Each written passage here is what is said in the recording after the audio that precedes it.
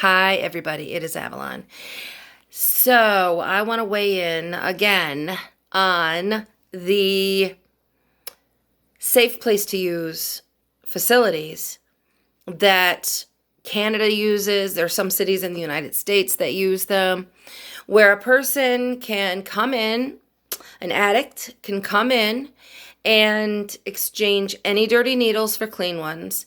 And they go in the back and they can shoot up, and there are medical staff there, and it's a safe place, right?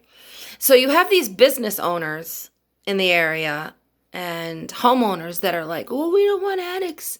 We don't want addicts around here. Well, I have some news to tell you guys. You do have addicts around there. They're leaving dirty needles in your parks, along the streets. They're shooting up in alleyways. They're shooting up in parks where your kids want to play. A lot of, there's these cities where people don't take their kids to parks because the parks are full of people shooting up drugs.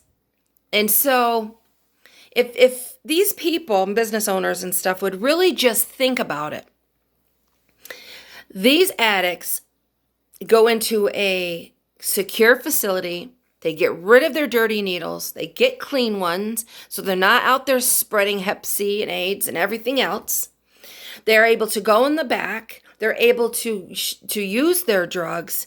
There are medical professionals that in case they overdose, their lives are saved, and you're not taxing the ambulances and the cops and it's just a much better situation. And people could say, oh, it's because you're an addict and that's why you believe that. Well, maybe that's the case. But it's more because I understand addiction. It's more because I know that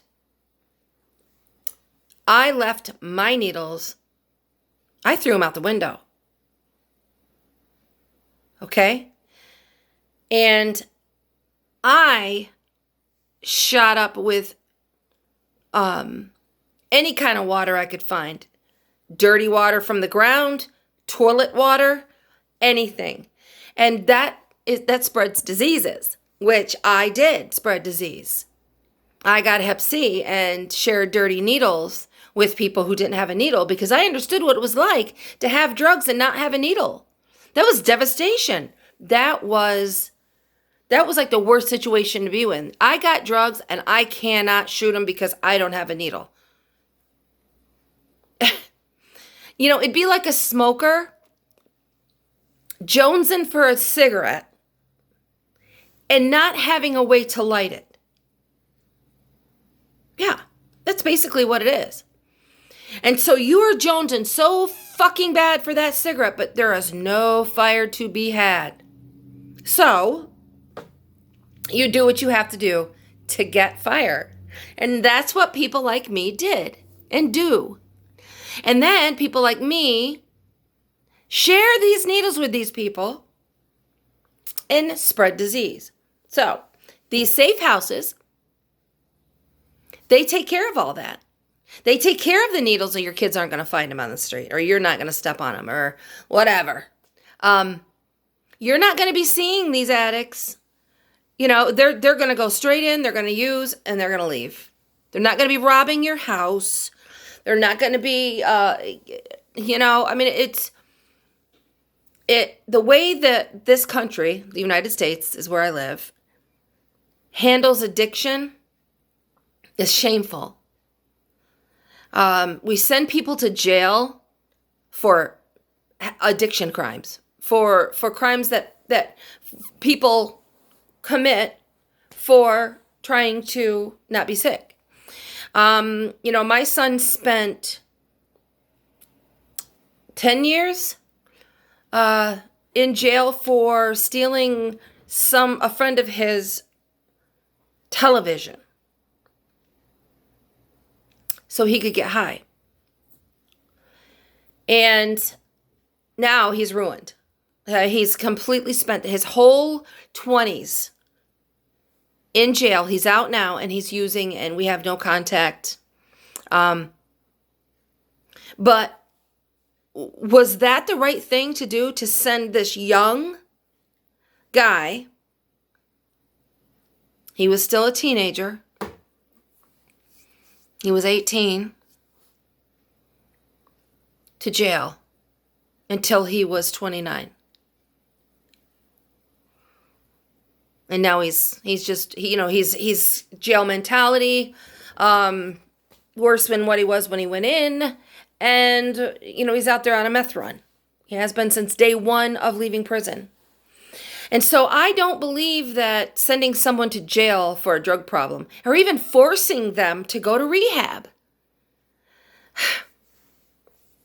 I think it's ridiculous. Because they're not going to want to get better. They're not going to get better if they don't want to. So you can force them, you can spend all kind of money, the state can pay for it, and they're going to go in, they're not going to do it. They could even go to drug court, and they could white knuckle it, and they could, do all the right things for drug court. But day one after drug court's over, and they are released, what do you think they're going to do?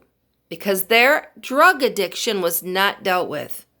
You can force them to go to meetings. That's not going to do shit. I just think the way we handle things is just wrong. And so, anyway, I feel as a drug addict in recovery that the best thing we can do is to offer these people a safe place to use. They are, in these places, they also have drug counselors available. They, and in Canada, they prescribe heroin to people, and it's real heroin. It's not fentanyl laced.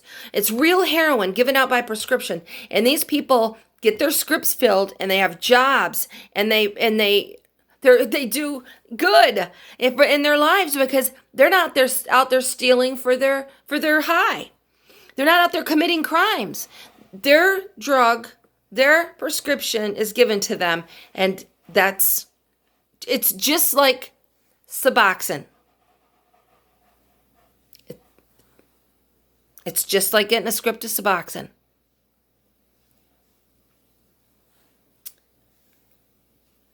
But these people want to get high still. Let them. Let them get high. They're going to want to anyway. They're going to get high. Put all kind of restrictions on them with drug court and all this kind of stuff. It's not going to work. Anyway, all right. I think I've rambled on enough. But anyway, yeah, I wanted to touch base on that. I hope that you guys are having a good day. Brightest blessings, and God is bless.